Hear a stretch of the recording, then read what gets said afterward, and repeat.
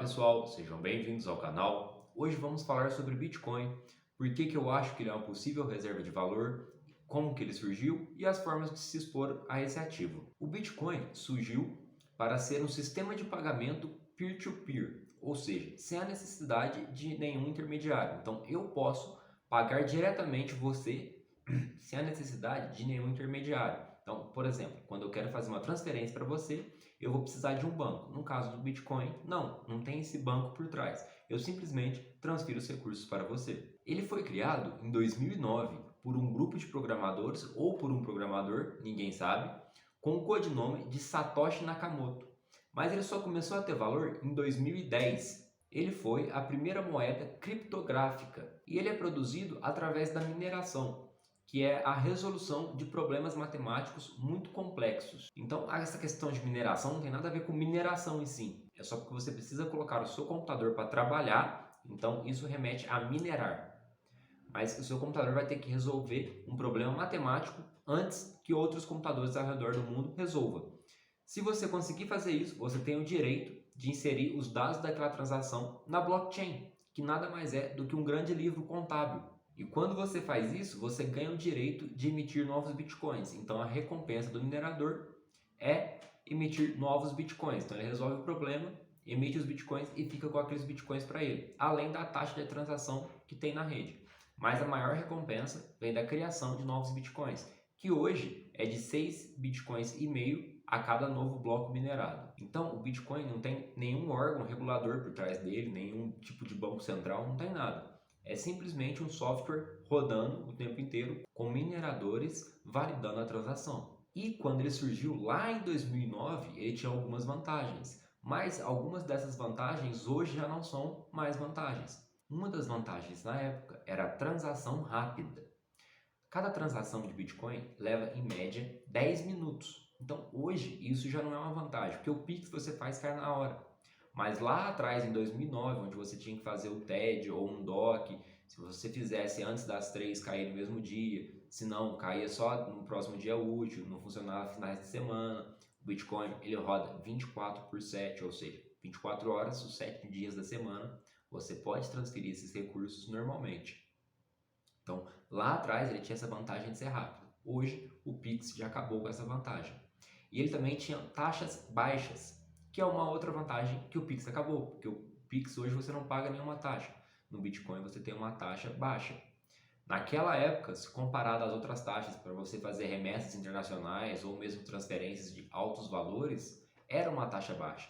Mas hoje, isso também, o Pix já resolveu esse problema. Mas a principal vantagem do Bitcoin é não precisar de nenhum órgão regulador, de não ter nenhum banco por trás, nenhuma entidade. Então imagina que eu quero pagar você. Se eu tenho dinheiro físico, tudo bem, eu vou lá, te entrego para ele, te pago, ok? Agora, se eu não tenho esse dinheiro, é só um saldo da minha conta e eu preciso fazer um Pix para você, eu vou precisar que o sistema do banco esteja disponível. E se você for de outro banco, não for da mesma conta do meu, eu vou precisar de 2 bancos com sistema disponível. No caso do Bitcoin, não. Eu posso utilizar uma corretora para transmitir esse valor para você, ou eu posso transferir diretamente da minha carteira para a sua carteira. E desde a sua criação, esse sistema da blockchain nunca caiu. Ele está ativo desde 2009, sem nenhum problema. Só quando tem algumas atualizações na rede, que ele pausa e já volta. Mas aí, então a gente pode falar que em 99,9% do tempo ele esteve rodando. Diferente do banco, que volta meio, cai o sistema, tem algum problema com o servidor, você tem que esperar eles resolverem isso para poder fazer as suas transferências. Um exemplo disso, a China era o país com o maior número de mineradores no mundo e a China resolveu proibir a mineração. Todo mundo que fizesse essa atividade ia ser preso. Então os mineradores pararam. Nesse momento, a força computacional da rede caiu, mas não parou, porque outros mineradores ao redor do mundo continuaram validando essas transações. Mas a minha tese de alocação em Bitcoin não é porque ele é um sistema de pagamento eletrônico. O Pix já resolveu isso. Ele é mais barato, ele é mais rápido, funciona também 24 horas, sem nenhum problema. Então a minha tese de alocação em Bitcoin é porque ele é um ativo muito convexo e porque ele é uma possível reserva de valor. Mas por que ele é um ativo muito convexo? Eu posso perder no máximo 100% do que eu investi, ou seja, se eu coloquei lá R$ 1.000, eu posso perder no máximo esses R$ 1.000. Se eu coloquei R$ 10.000, no máximo os R$ 10.000. Não fica negativo esse valor. Eu não vou ficar devendo R$ 5.000 em Bitcoin. Não existe. No máximo ele vai chegar a zero. Mas e para cima? Até onde ele pode subir? Ninguém sabe, ele não tem um teto. O Bitcoin já teve altas de 100%, de 100.000%, de 1.000%, de 2.000%. Se a gente pegar desde a criação, desde quando ele começou a ter valor em 2010, ele já subiu mais de 9 milhões por cento. Ou seja, não tem um teto para subir e tem um teto para cair. Então, é uma exposição muito convexa. Eu tenho um limite de perda, mas não tenho um limite de ganho. E lembrando, as 5 características de uma reserva de valor, ele precisa ser escasso, não deteriorável, aceito globalmente, ter um longo histórico de aceitação e ter um valor intrínseco. Primeiro, falando da escassez. No vídeo passado, a gente viu que o ouro é uma reserva de valor e que ele é muito escasso. Mas o quão escasso é o ouro? Sendo que todo dia novas minas são mapeadas. Às vezes eles mapeiam a mina, mas falam, com o preço do ouro, não compensa a gente minerar essa mina ainda, porque ela está, sei lá, no meio da África. Para a gente minerar lá, a gente vai precisar fazer ferrovias, estradas, levar maquinário. Então, com o preço do ouro, nesse patamar não compensa. Mas e se o preço do ouro subir? Aí eles vão lá e vão minerar essa mina. Então a oferta de ouro vai aumentar. Eles estão falando que vão minerar um asteroide. Se eles conseguirem fazer isso, a oferta de ouro vai aumentar. Então veja que o ouro é escasso, mas a oferta dele pode ir aumentando. Já com o Bitcoin, não. A escassez dele é matemática. Serão no máximo 21 milhões de Bitcoins. Hoje, a cada 10 minutos é inserido um novo bloco na rede. Então, a cada 10 minutos, o minerador resolve um problema, insere um novo bloco e ganha a recompensa em Bitcoins, que hoje é de 6,5 Bitcoins. Mas a cada 4 anos, mais ou menos, porque são 10 minutos mais ou menos para minerar cada bloco, a cada 4 anos serão minerados 210 mil blocos. E quando acontece isso, tem um evento que chama halving. Halving significa cair pela metade. Então a recompensa do Bitcoin cai pela metade. O Bitcoin começou com a recompensa de 50 Bitcoins por bloco minerado, aí deu 4 anos, essa recompensa caiu pela metade, para 25 Bitcoins, caiu para 12 Bitcoins e agora está a 6 Bitcoins e meio. E 2024 vai ser o próximo halving, essa recompensa vai cair pela metade, vai ser 3 Bitcoins por 125. E a cada 4 anos vai caindo pela metade, de modo que a gente consegue prever que a mineração vai acabar em mais ou menos 2140. E como não tem nenhum órgão regulador por trás disso, não tem como chegar nos 21 milhões e eles apertarem o botão e falar, pronto, agora serão 21 bilhões de bitcoins, ou serão 21 trilhões de bitcoins. Não tem como ele ser inflacionado ao simples apertar de um botão, como acontece com as moedas fiduciárias. Então, o Bitcoin ele é um ativo deflacionário por natureza. Hoje, a gente pode falar que ele é inflacionário, porque a cada novo bloco minerado são emitidos novos bitcoins, mas essa emissão vem caindo a cada 4 anos. Então, ele é desinflacionário, até o ponto que ele vai chegar, vão ser minerados os últimos bitcoins e aí ele vai passar a ser deflacionário. E estima-se hoje que de 3 a 4 milhões desses bitcoins já estejam perdidos.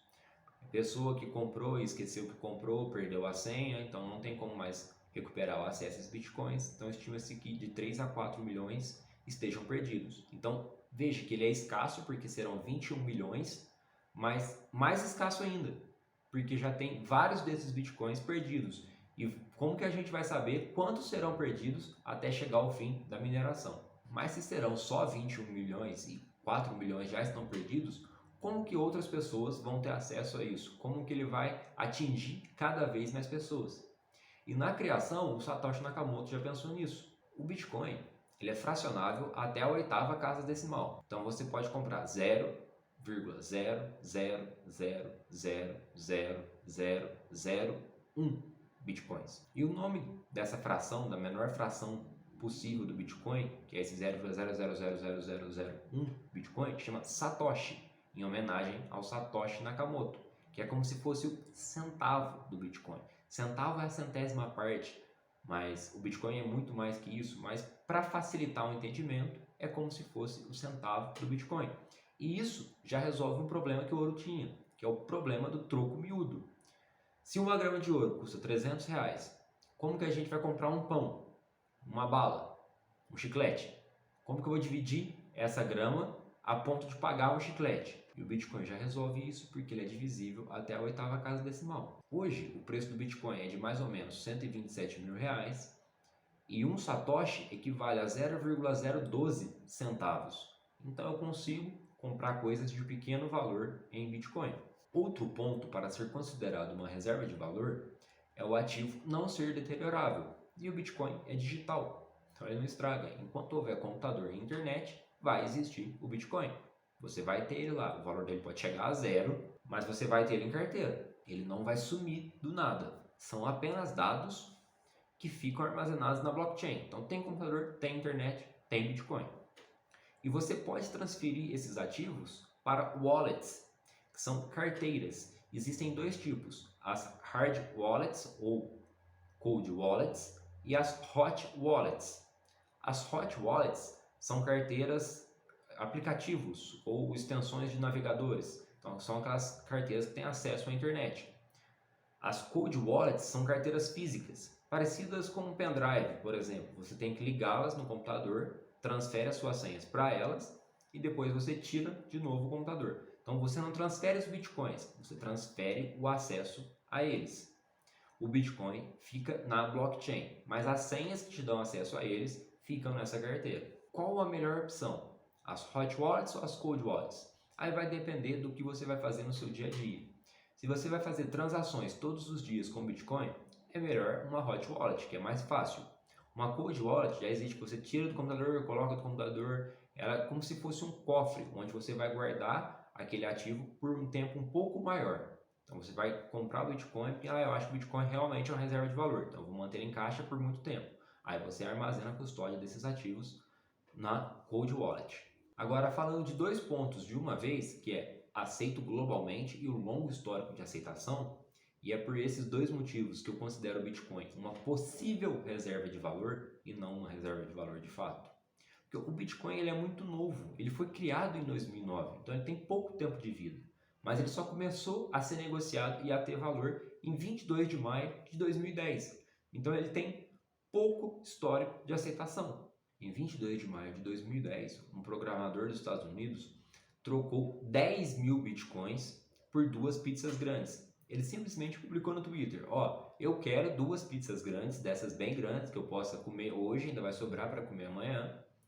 E quem me trouxer essas pizzas, eu vou dar 10 mil bitcoins. Não me interessa se você vai fazer a pizza, se você vai comprar e vai me entregar, não interessa. Eu quero 2 pizzas aqui na minha casa e eu vou transferir esses bitcoins para quem trazer essa pizza. E aí um cara lá comprou as pizzas, levou para ele, transferiu esses 10 mil bitcoins pro cara, e aí que o Bitcoin começou a ter valor. Cada pizza custava uns 5 mil bitcoins. E hoje, se a gente for pegar com o valor do Bitcoin de hoje, 10 mil bitcoins valem 1 bilhão 188 milhões 548 mil reais e 15 centavos.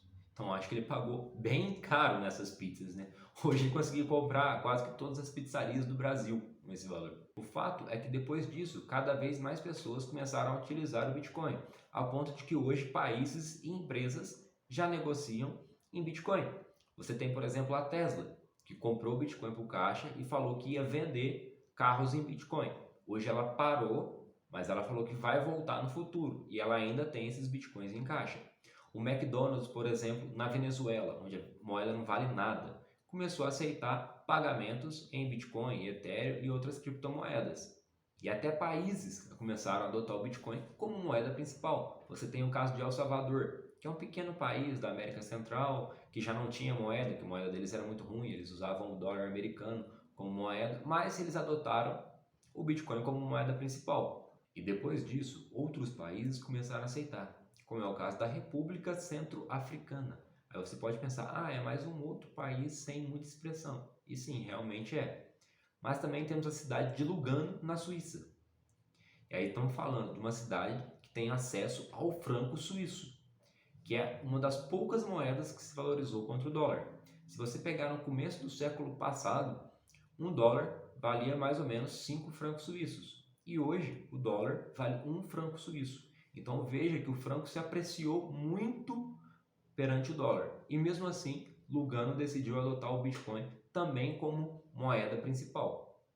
E o que acontece quando os países começam a fazer isso? Eles começam a atrair mais investimentos e mais empresas em Bitcoin, porque você não paga imposto sobre ganho de capital na moeda própria. Então vamos supor que eu tenho real e eu compro dólar. Se eu vender esse dólar com lucro, eu preciso pagar imposto. Agora, se eu fizer o contrário, não. Eu tenho dólar, vendo e pego o real. E o real se valorizou perante o dólar, esse meu ganho de capital não tem imposto nenhum, porque o real é a moeda de curso do Brasil. Então, não existe imposto sobre a moeda de curso do país. Se eu adoto o Bitcoin como moeda principal e ele se valoriza perante as outras moedas, eu não preciso pagar imposto. E foi o que El Salvador fez, foi o que Lugano fez. El Salvador, inclusive, falou que ia criar uma cidade só de Bitcoin. Então, toda a economia da cidade giraria em torno do Bitcoin. Eles iam minerar Bitcoin usando a energia de um vulcão próximo. As empresas não iam pagar impostos.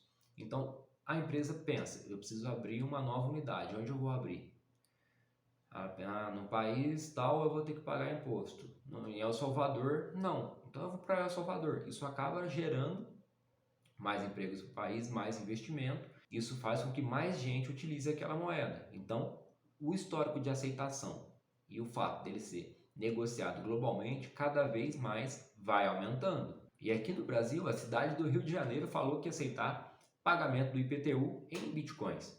Então, veja que cada vez mais vai aumentando o número de pessoas. No começo era só os programadores, pessoal mais ligado à TI, que era entusiasta da tecnologia. Aí depois era só bandido que queria lavar dinheiro. Aí depois era só pequenos países, pequenas pessoas. Hoje já tem investidores institucionais. E veja que vai só aumentando e as pessoas vão só arrumando mais desculpa para não dar de fato uma relevância ao Bitcoin.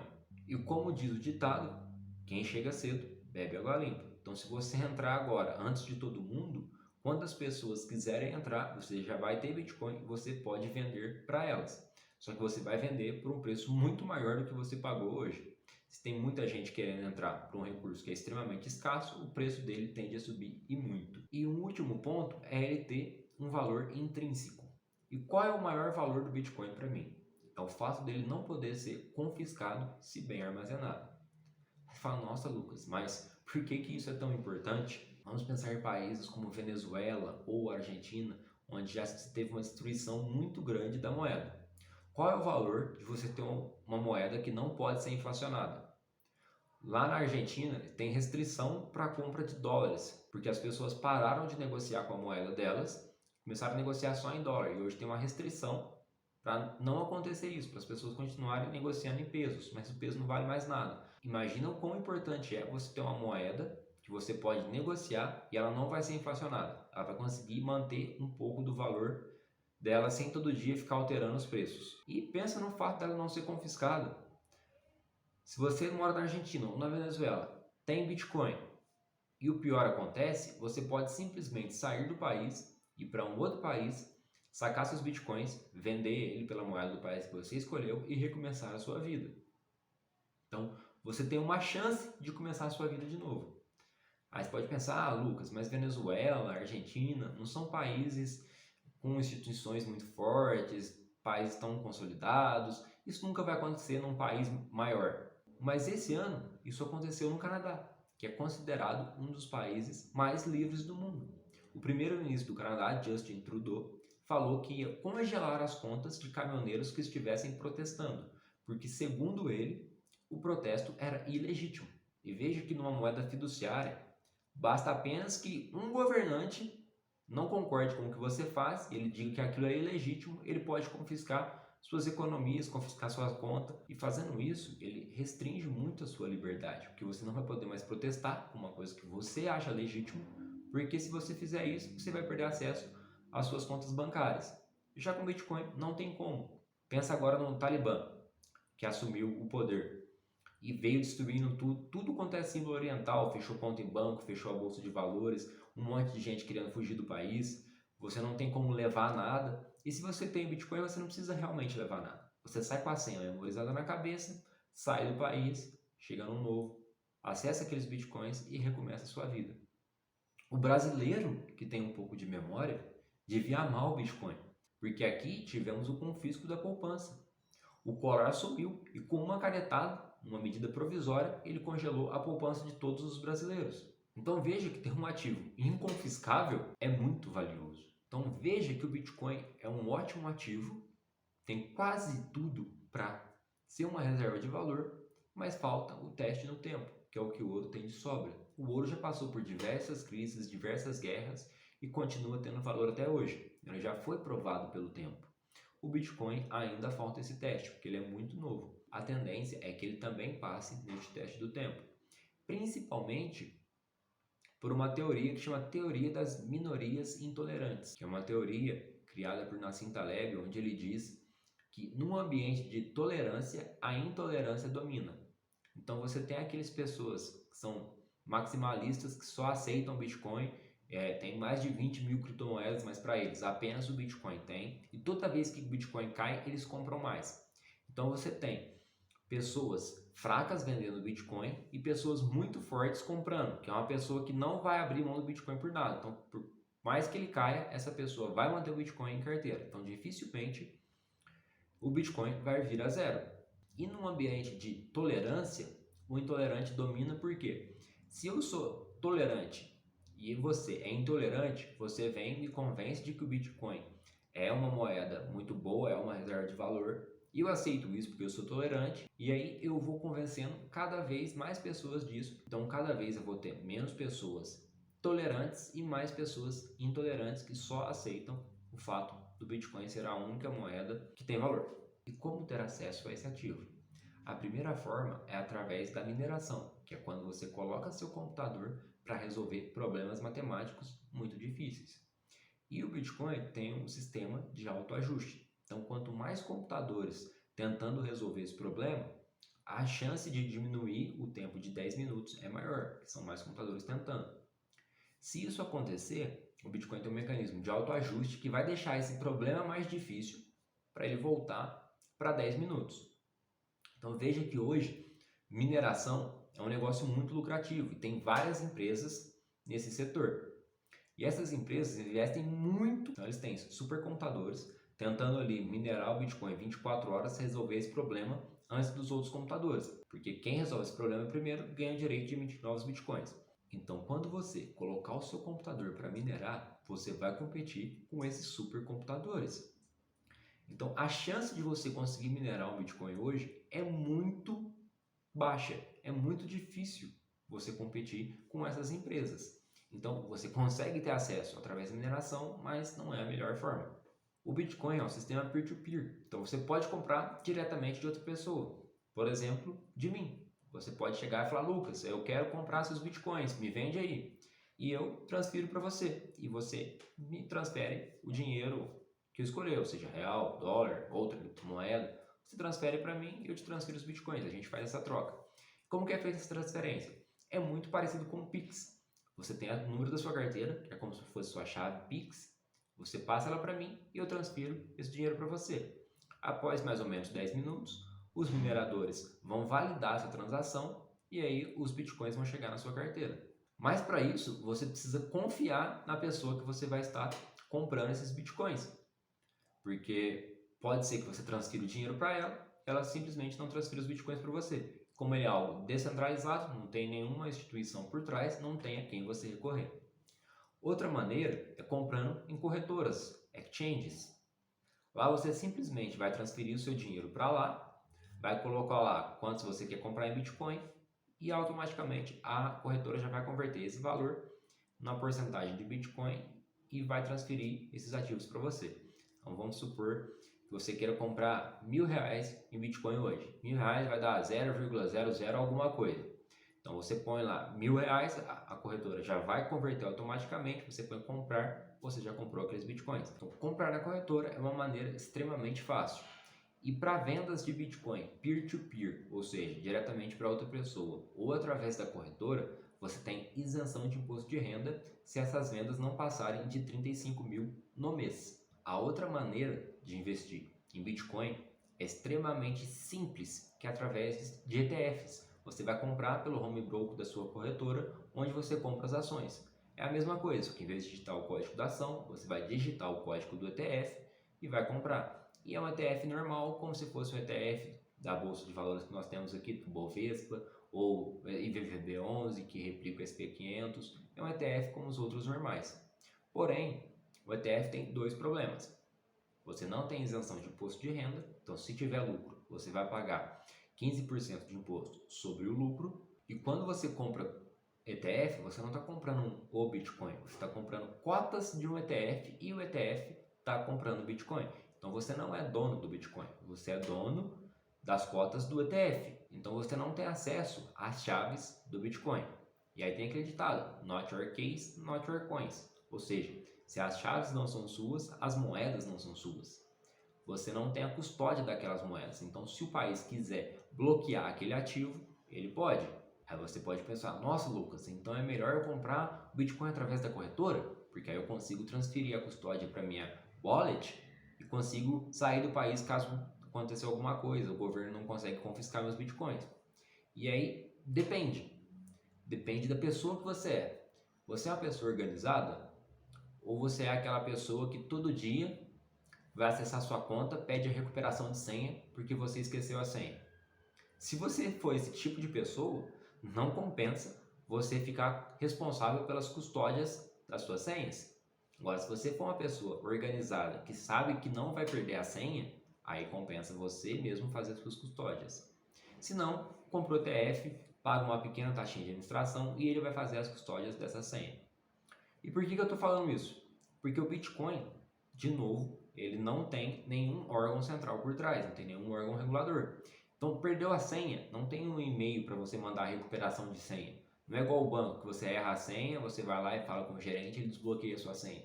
Ou, no caso de bancos digitais, você manda seus documentos provando que você é você e aí eles desbloqueiam a sua senha. No Bitcoin, isso não acontece. Perdeu a senha, perdeu acesso aos Bitcoins. Por isso que eu falei que tem de 3 a 4 milhões de Bitcoins perdidos.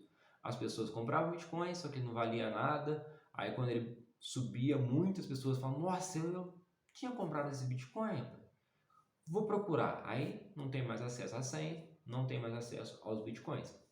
Tem um caso muito emblemático disso, que é de um britânico, que chama James Howells. Ele é um cara que trabalha com TI e ele tinha um monte de computador em casa. E ele minerava Bitcoin, quando o Bitcoin não valia nada. E aí um dia a esposa dele falou para ele, nossa, esse teu quarto tá uma bagunça. Vê qual desses computadores aqui que você usa, o que você não usa e dá um fim nisso. E aí ele viu que tinha muita coisa velha e jogou um monte de coisa fora. E aí o Bitcoin subiu e ele falou, nossa, eu minerava Bitcoin, vou procurar. E aí o Bitcoin tava, as senhas do Bitcoin estavam no HD de um dos computadores que ele tinha jogado fora. E nesse computador ele tinha 7.500 bitcoins. E na época que saiu essa matéria, 7.500 bitcoins valiam 2 bilhões de reais. Então ele era um cara bilionário, mas que não era bilionário porque ele não tinha acesso aos bitcoins. E aí a história dele é cada hora ele tentando uma maneira de achar esses bitcoins. Então ele quer contratar gente para revirar o lixão, ele quer pegar detector de metal para ir lá no lixão, passar o detector e ver se ele consegue achar esses bitcoins. Mas já faz 7 anos que ele está nessa luta para tentar achar esse HD e até hoje não conseguiu. Então, se você for fazer a custódia das suas senhas, muito cuidado para você não perder o acesso aos seus bitcoins. Se você for uma pessoa descuidada, simplesmente deixe os bitcoins na corretora ou compre em ETF, que aí você se expõe à valorização do Bitcoin, mas não tem perigo de perder. Por hoje é isso, espero que vocês tenham gostado do vídeo. Se gostaram, não deixe de se inscrever no canal, dar o like. Qualquer dúvida, deixe nos comentários. Até a próxima, muito obrigado, tchau, tchau.